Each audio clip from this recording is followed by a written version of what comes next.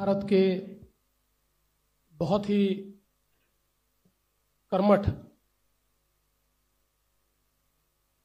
हमारे home minister, गृह मंत्री आदरणीय अमित भाई शाह, मंच पर उपस्थित हमारे सभी साथी और उपस्थित सभी पत्रकार मित्रों, सबसे पहले मैं आप सभी का इस संकल्प पत्र विमोचन में बहुत बहुत स्वागत करता हूं और हमें बहुत खुशी है कि जिनकी प्रेरणा से इस पूरे भारत में हम लोग काम करते हैं, ऐसे हमारे प्रधानमंत्री माननीय नरेंद्र मोदी जी, इनके संकल्पों को महाराष्ट्र में यथार्थ में लाने का काम इस संकल्प पत्र के माध्यम से हो रहा है और भारत में हम सभी को जो ऊर्जा देते हैं, लड़ने की ताकत देते हैं और सामने खड़े रहकर हमारे साथ जो हमेशा युद्ध में आगे होते हैं, ऐसे आदरणीय गृह मंत्री अमित भाई शाह जी के हाथों से ये संकल्प पत्र का विमोचन हो रहा है। हे संकल्प पत्र म्हणजे विकसित भारताकरता विकसित महाराष्ट्र तयार करण्याचा रोडमॅप आहे। मी आपल्याला आठवण करून देतो, 2014 साली आम्ही एक संकल्प पत्र जारी केलं होतं आणि 2019च्या निवडणुकीला सामोरं जाताना त्या संकल्प पत्रातल्या कुठल्या कुठल्या गोष्टी आम्ही पूर्ण केल्या या संदर्भात एक रिपोर्ट कार्ड देखील दिलं होतं। त्यामुळे भारतीय जनता पार्टी करता किंवा महायुती करता संकल्प पत्र म्हणजे केवळ कागदाचं डॉक्युमेंट नाहीये, तर त्या दिशेने पूर्ण ताकदीने काम करण्याकरता एक अतिशय पवित्र अशा प्रकारचं हे डॉक्युमेंट आहे। आणि मला याची कल्पना आहे,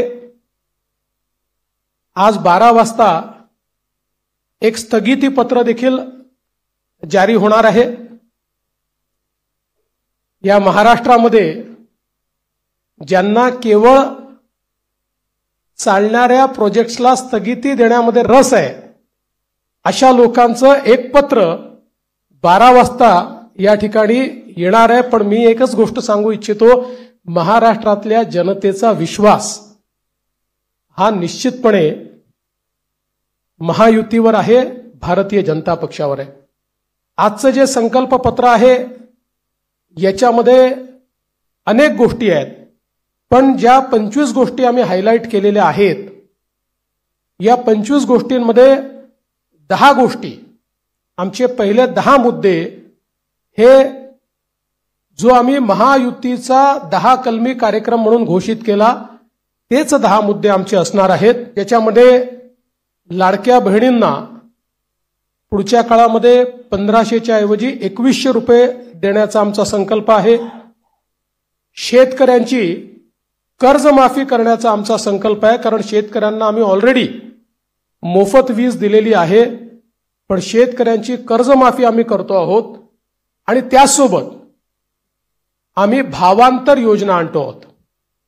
म्हणजे हमी भावापेक्षा जर कमी भावामध्ये मार्केटची खरेदी सुरू झाली तर हमी भावाने खरेदी तर करूच, पण ज्या ठिकाणी हमी भावाने खरेदी होणार नाही त्या ठिकाणी भावांतर योजना राबवून जो काही मधला डिफरन्स आहे तो थेट शेतकऱ्याच्या खात्यामध्ये टाकण्याचा निर्णय आम्ही घेतलेला आहे। आणि हे आम्ही मागच्या वर्षी देखील करून दाखवलं। आपल्याला कल्पना आहे की आंतरराष्ट्रीय बाजारपेठेमुळे कापूस आणि सोयाबीनचे भाव पडल्यानंतर आम्ही लोकसभेपूर्वी निर्णय घेतला होता की भावांतर योजनेतून आम्ही पैसे देऊ आचारसंहिता संपल्याबरोबर ते पैसे थेट शेतकऱ्यांच्या खात्यामध्ये आम्ही दिले आहेत. आम्ही या ठिकाणी प्रत्येक गरिबाला अन्न आणि निवाऱ्याचा हक्क हा देण्याचा निर्णय घेतलेला आहे. आणि जी वृद्ध पेन्शन योजना आपण चालवतो, ज्याच्यामध्ये 1500 रुपये आपण देतो, ते 1500 रुपयावरनं 2100 रुपये आपण करण्याचं ठरवलंय. किंबहुना अशा प्रकारच्या सहाय्यतेच्या जेवढ्या योजना आहेत, मागच्या काळामध्ये महायुतीच्या सरकारने 1500 रुपये केले होते, ते 1500 रुपयाचे 2100 रुपये आता पुन्हा महायुतीचं सरकार आल्यानंतर आम्ही त्या ठिकाणी करणार आहोत. यासोबत ज्या जीवनावश्यक वस्तू आहेत त्यांचे भाव स्थिर ठेवण्याकरता आम्ही त्या ठिकाणी मार्केट इंटरव्हेन्शन करणार आहोत. येत्या काळामध्ये 25 लाख रोजगाराची निर्मिती ही महाराष्ट्रामध्ये करण्याचं लक्ष्य आम्ही ठेवलंय. आत्ता ज्या गतिशीलतेनं महाराष्ट्रामध्ये औद्योगिकरण होत आहे आणि एफडीआय मध्ये देशाच्या 52% एफडीआय आपल्याकडे आलाय, मला विश्वास आहे की 25 लाख रोजगाराच्या संधी आम्ही तयार करू.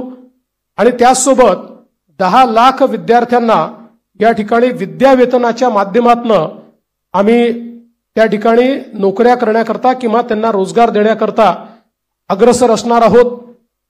दुसरं, मागच्या 2.5 वर्षामध्ये आम्ही सरकारी नोकऱ्यांवरचा सगळा निर्बंध हटवून जवळपास 1 लाखपेक्षा जास्त, आम्ही 75,000 घोषणा केली होती, पण 1 लाखपेक्षा जास्त नोकऱ्या या सरकारी क्षेत्रामध्ये त्या ठिकाणी दिलेल्या आहेत. आणि यासोबत आमचा प्रयत्न आहे की जो गरीब किंवा मध्यमवर्गीय आहे याला सौर आणि अक्षय ऊर्जेचा वापर करून त्याच्या वीज बिलामध्ये 30% सूट हे आम्ही त्याला देण्याचा प्रयत्न करणार आहोत. त्यासोबत सरकार स्थापनेच्या 100 दिवसामध्ये विजन महाराष्ट्र 2029 अशा प्रकारचं एक विजन डॉक्युमेंट हे आम्ही तयार करू.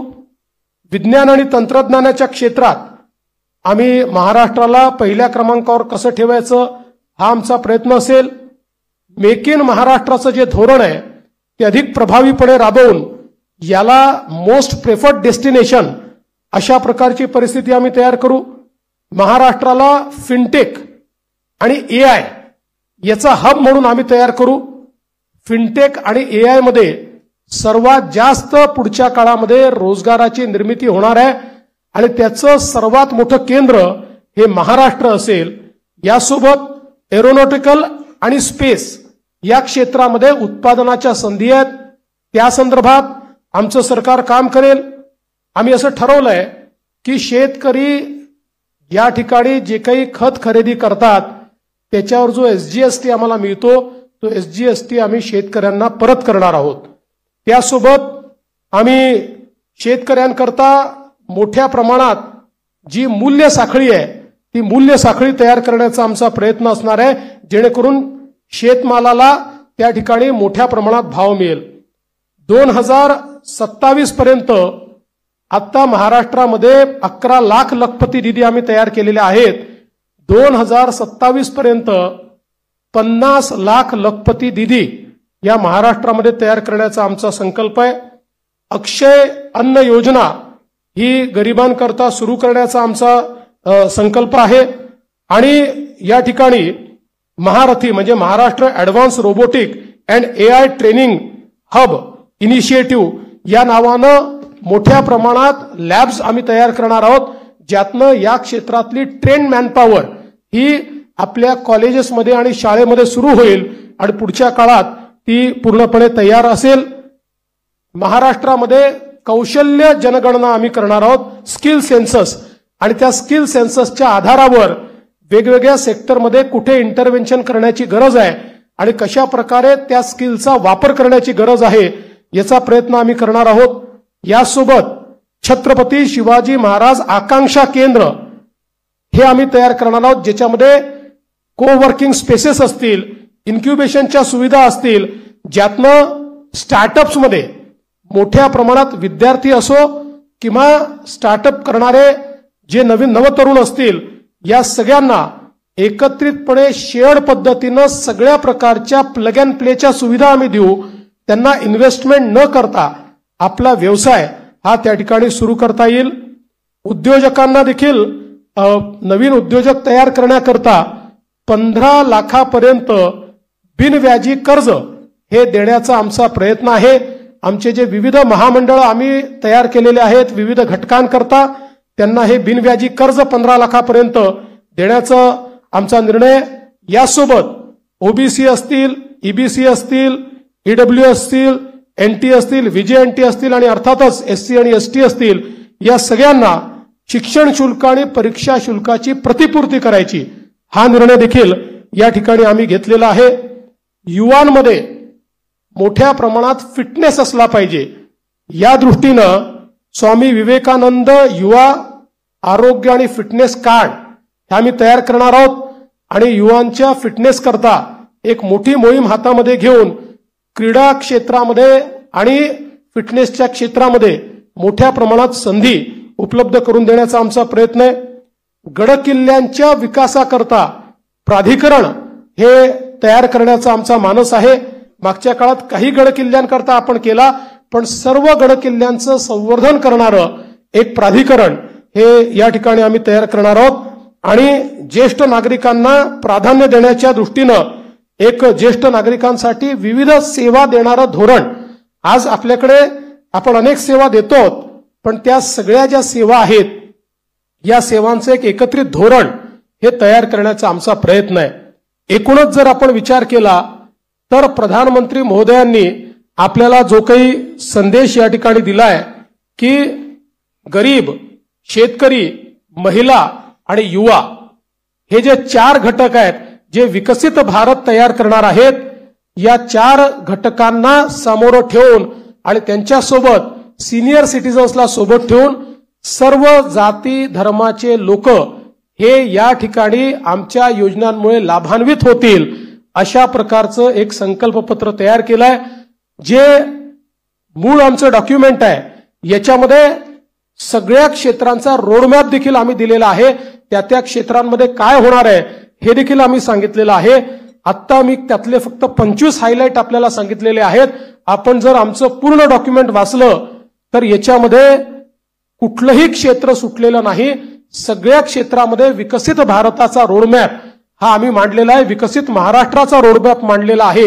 आणि आमचा प्रयत्न आहे, जसं आता सुधीर भाऊंनी सांगितलं की या ठिकाणी आम्ही अर्ध्या ट्रिलियनचा मार्क महाराष्ट्राने पार केलाय आणि महाराष्ट्र देशातली पहिली $1 ट्रिलियन इकॉनॉमी करण्याकरता आम्ही सगळे संकल्पित आहोत. या दृष्टीनं ह्या संकल्पपत्र आम्ही तयार केलाय. हे संकल्पपत्र तयार करण्याकरता सन्माननीय सुधीरभाऊ मुनगंटीवार आणि विनयजी सहस्त्रबुद्धे यांच्यासोबत ज्या टीमने काम केलं त्या टीमचं मी मनापासून आभार मानतो. खूप जवळपास महिने, 1.5 महिने, 2 महिने एक मोठी प्रक्रिया राबवून त्यांनी या ठिकाणी हे संकल्पपत्र केलेलं आहे. आणि 2029च्या निवडणुकीला जेव्हा सामोरे जाऊ त्यावेळी या संकल्पपत्रासोबत एक रिपोर्ट आम्ही देऊ की या संकल्पपत्रात काय सांगितलं होतं आणि आम्ही काय काय पूर्ण केलं, अशा प्रकारचा रिपोर्ट देखील आम्ही आपल्या समोर ठेवू. खूप खूप धन्यवाद.